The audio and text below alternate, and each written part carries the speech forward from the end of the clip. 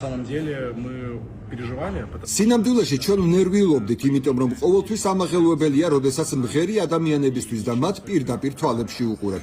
დაიპირადად ჩემს მაგალითზე, როდესაც სიმღერას ვმღეროდით, ვუყურებ პირველ რიგში ძალიან ლამაზი ქალიზის და ვხედავ, როგორ მოსდის სრემლები.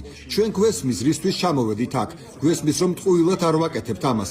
როდესაც ადამიანური გულწრფელი ნამდვილი ემოციებია, ჩვენ ვფიქრობთ, რომ ვაკეთებთ იმას, რაც საჭიროა, რომ გაკეთდეს პირველ რიგში. ძალიან თბილად მიგვიღეს. თითქოს ეს სხვა ქვეყანა არ არის. ეს არ არის რაღაც სხვა ქალაქი. თითქოს არსად არ წავსულვართ სინამდვილეში. თითქოს ჩვენ სულ აქ ვიყავით და თითქოს ვიქნებით. ამიტომ ეს ძალიან მშობლიურია ჩვენთვის.